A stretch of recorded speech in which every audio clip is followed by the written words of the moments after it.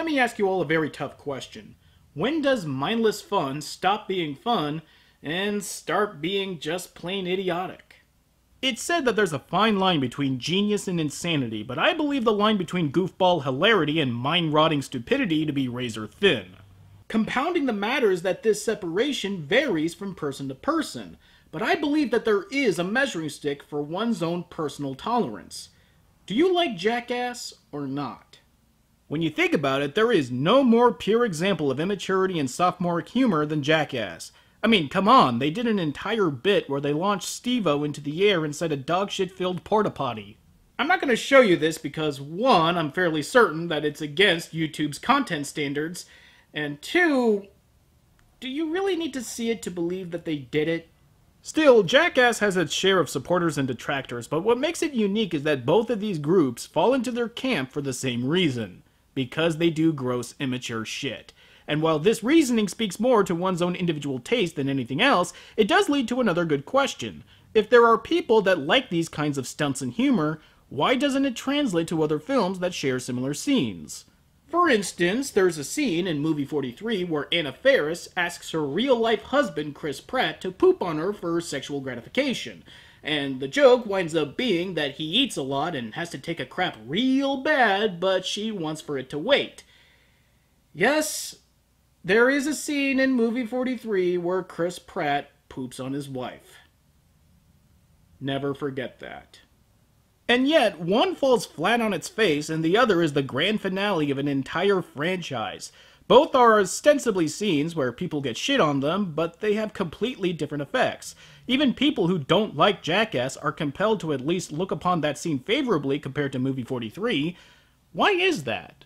Well, to me, it's all about execution. The time spent coordinating, planning, and filming a scene where a guy is catapulted into the air in a porta-potty full of dog shit is leagues beyond coordinating, planning, and filming a scene where Chris Pratt dances around a bedroom acting like he's got to drop a deuce.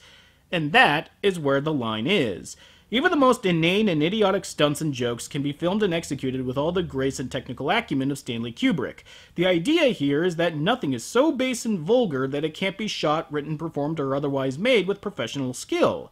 In other words, just because you're filming a scene where a guy falls down and goes boom, doesn't mean you shouldn't build a large prosthetic hand, attach it to a load-bearing swinging mechanism, then affix a bag of flour to the palm of said prosthetic hand, then lure an unsuspecting Bam Margera into one of the finest pratfalls ever caught on film.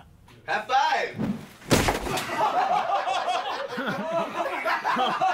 It's when they become lazy or incompetent or they simply don't care is when stupidity stops being fun. And that sadly brings us to today's topic, Burn Up W. A sequel-ish entry into the Burn Up franchise, W shares a setting and certain plot details with its older cousin, but that's about it. The characters sort of look the same, but they're supposed to be different people, working for the same strike force.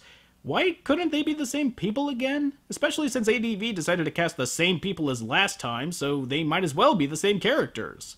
Yep. You heard me right. This will be the 4th time that we'll have to slay the three-headed dragon of Amanda Wynn Lee, Tiffany Grant, and Kimberly Yates. Honestly, we run into this trio more often than Ash Ketchum runs into Team Rocket. That it's filled to bursting with fan service and senseless action should surprise no one, and if it left well enough alone, it might have come out an alright bit of anime distraction. But like so many titles are wont to do, the ending squanders what good it managed to build for itself, making for a pointless and dour experience in every sense of the phrase. Ugh. Now that's a lethal combination. Pointless, stupid, and dour. And yet 3 words that perfectly sum this up. Were you having a good day? Well, not anymore you're not, because this is Burn Up W. We start off with a hostage situation as Nakatomi Plaza, the Hotel Kingdom, is taken over by thrill-seeking terrorists. What's worse, our heroic members of Team Warrior are sitting on their hands waiting for the order from on top to take action. So instead of donning their now trademark skin-tight armor, they have to push papers. And not even in the homicide section, just a homicide section. Yuji, do you think they'll call in the Warrior team to handle this case? They better, otherwise you don't have a story. Well, I'm not in charge, but I'll bet Maya's already set up an observation post near the hotel. Ugh, I don't know. Maya's a bad match for anything that requires patience.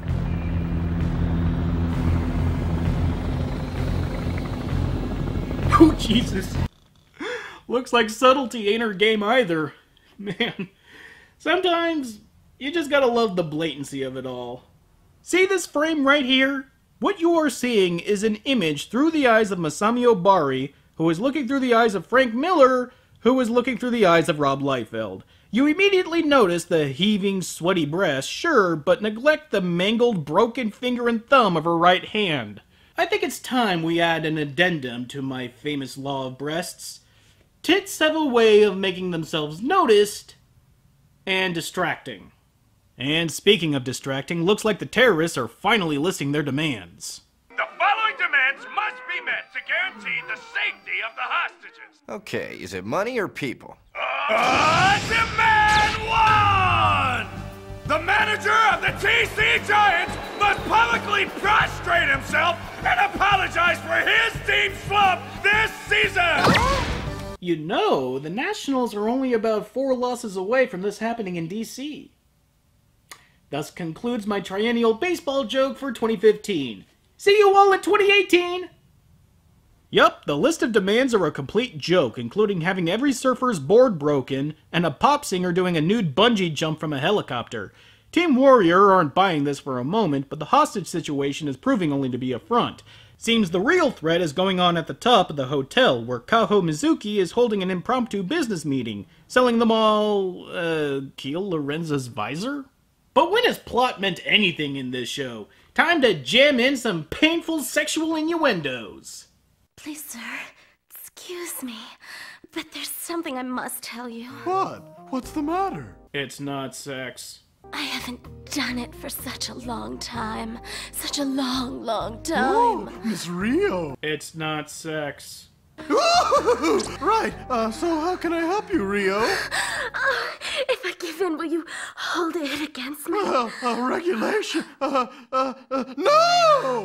Then I'll be in the bathroom, okay? Told you it wasn't sex. Oh, and hi Pedro from Excel Saga. Sorry you got cock-blocked for no reason.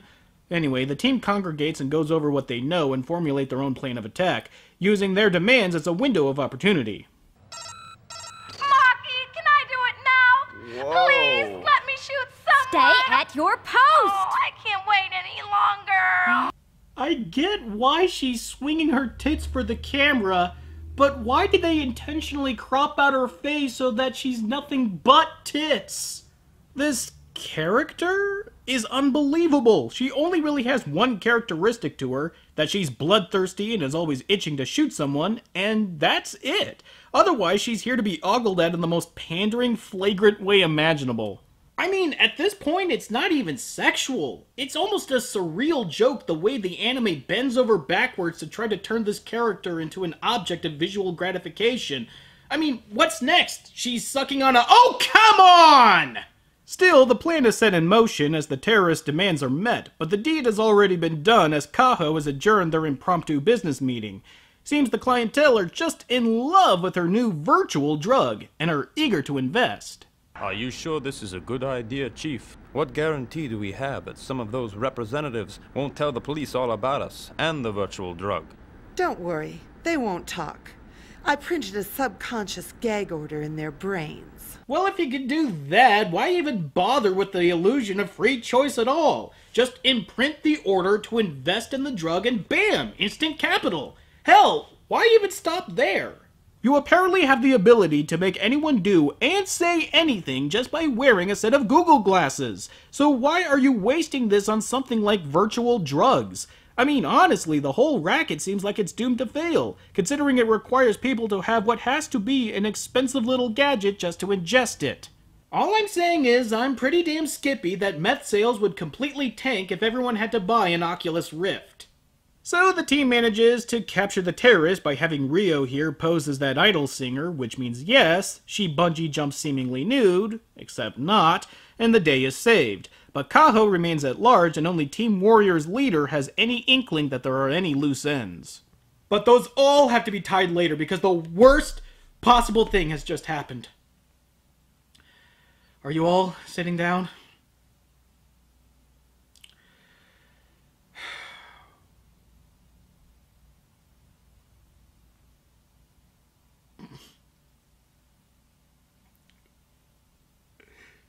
Someone's waifu is missing!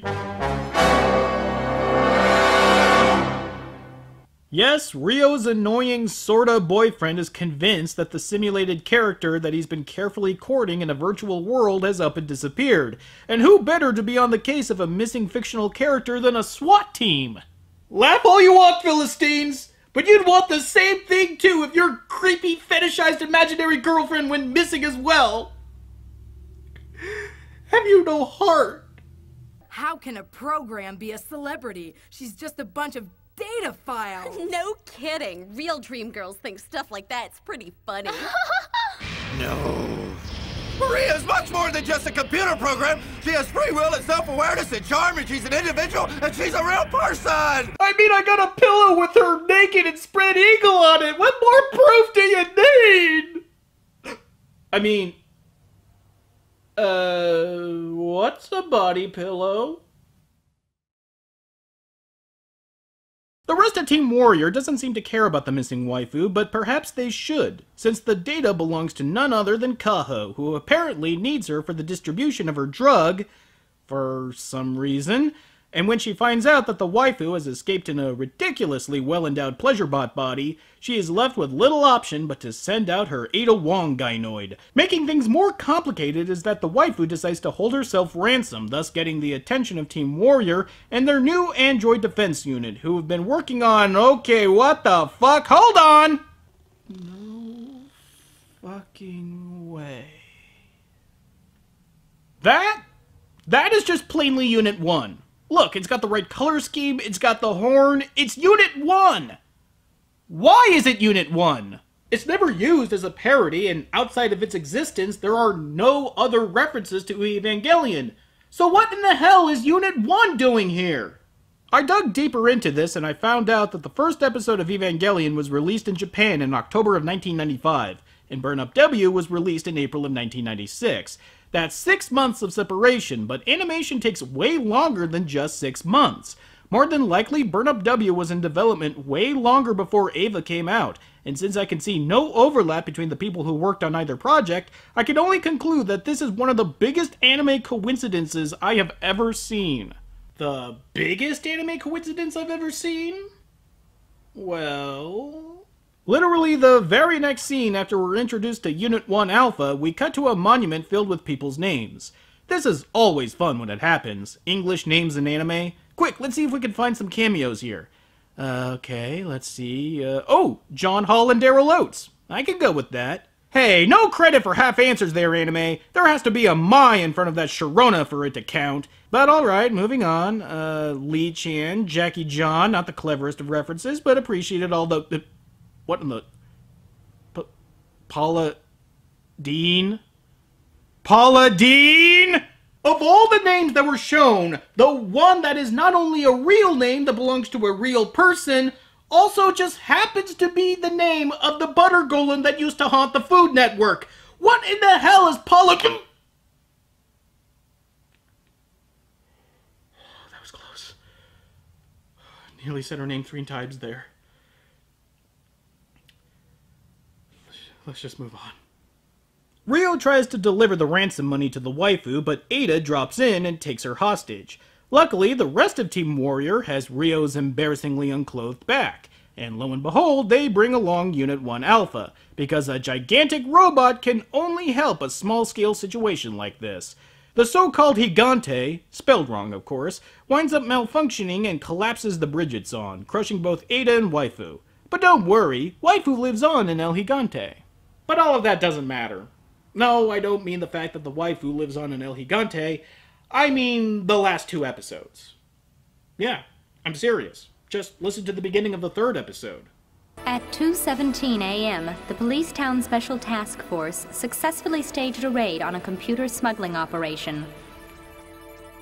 Among the many items seized in the raid was a single mysterious device. It was at this point that the whole story really began. Well, thanks for letting us all know that the last 2 episodes were just wasting our fucking time, Burn Up! The only thing that has mattered in the last hour of runtime, plot-wise, is the introduction of the villainous Kaho and meeting the new Team Warrior. That idol that was put into Unit 1 Alpha never comes back. The terrorist that held up the hotel never comes back. The freaking Ada gynoid? You guessed it, never comes back. And I wouldn't mind this at all if they kept the episodic plot progression that they've been going with so far, but to plainly state that this is where the story actually begins, they might as well just unzip their fly and piss in my face. And if that weren't enough, as if the gods of bad anime grow tired of my feeble screams of disgust, having their ochre putrid yellow stream running down my gullet, they decide to drop their trousers and start shitting by not even starting the story. No, we start instead with a truly unfunny scene of Rio trying to hawk her used panties at a creepy pawn store to pay off her debts, which will never come into play later. Are you gonna start the story or not, fucksticks? God damn it! I'm feeling like I've been trying to pull the point of a 2-hour-long story out of an Alzheimer's patient. We finally, and I mean finally, have a moment where a scene drives the plot forward. The plot that matters by its own admission, at least. Seems that Kaho is not pleased to learn that one of her devices has fallen into police hands and vows that the entire department will pay. I'll make those police pay in ways they've never even imagined. Excellent.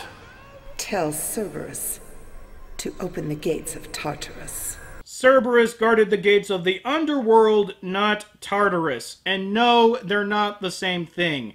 It's too late to try and sound smart here, Burnup, and certainly too late if you're going to be wrong about it. So, what do? Get their contact within the police to send a hypnotized officer to shoot up the place. I mean, I think he's supposed to be hypnotized. We never see it, but he certainly sounds like it. This world is a sack filled with rotting pus. Criminals who violate laws. Police who have become the pawns of power. Weak civilians who cannot protect themselves. All are equally guilty. And I will put in the grave as many as I can. And Christ, it's a bloodbath before Rio can storm in, witnessing the lifeless corpse of one of her friends. No. Not her friend who was just introduced this episode and we've known for at max 5 minutes. Anyone but her! A present? Oh, a private beach resort? I don't know. A satellite? Oh, you got it from Russia, huh? No, it'll probably suck. A new cabin cruiser? Yes, that's enough. Thanks, Daddy. Anyone but her! Even though we couldn't care less that Rio's friend was brutally gunned down, she's absolutely devastated, to the point where she actually walks around town in a delusional fugue state. Where the hell did this come from? Just 10 minutes ago she was trying to sell her used underwear to perverts. Now this? And the next time you come over, I want to introduce you to someone who's very special to me. I'm late for work. I'll talk to you later. Bye-bye.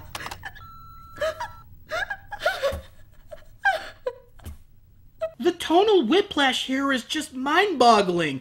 I'm not saying that this dramatic turn couldn't have worked, but you can't slam this heavy-handed drama after nearly an hour of fan service-laden bullshit. I mean, like, more to the point, this is the first time we have ever seen death in the series. From episode 1 to now, no one has died. Shit, this is the first time we see blood in the series, and like I said, they're not skimpy with it. At least the first series didn't wait until an hour for senseless violence. The word here is consistency. Be as dark, or not, as you want, but keep to it.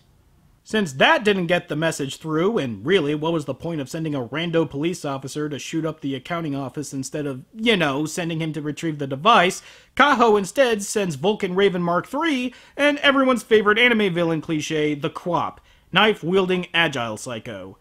Team Warrior decides that this will be their last stand and don their power armor to defeat the intruders, but they need them alive, much to Rio's chagrin. But it makes sense, right? I mean, they need to know who's behind all these attacks, and dead men tell no tales, so they need at least one of these guys to survive to interrogate. Or they could interrogate one of the terrorists they captured in episode 1. Yeah, they captured those guys alive, and they could very easily lead them to Kaho.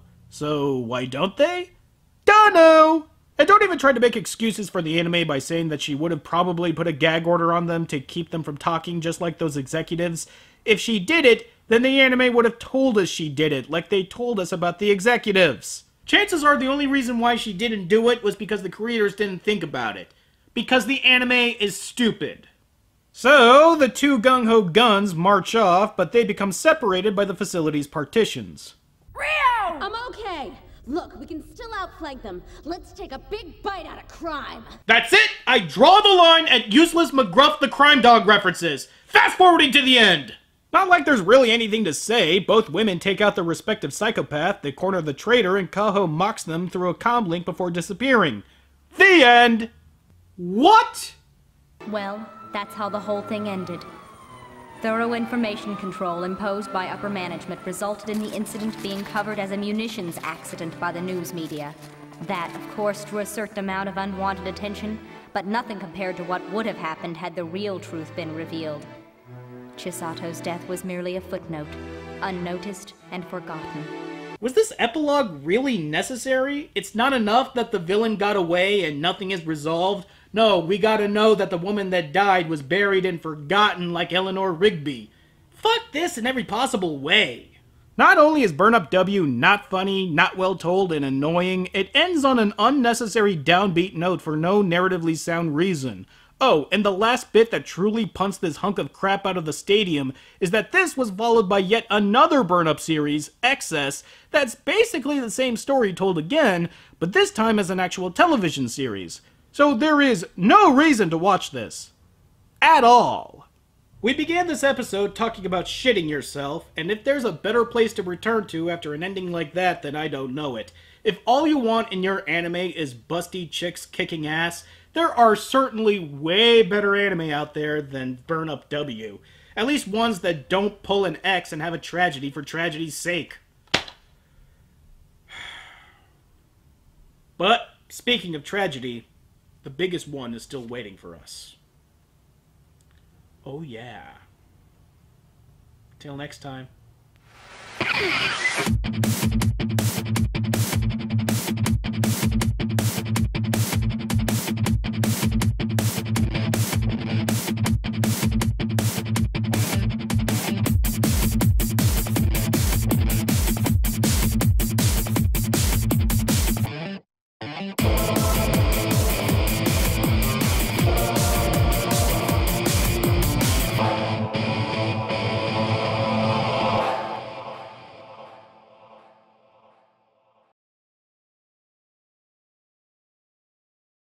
Long live your Lord High Regent Sage! Long live Benetopia!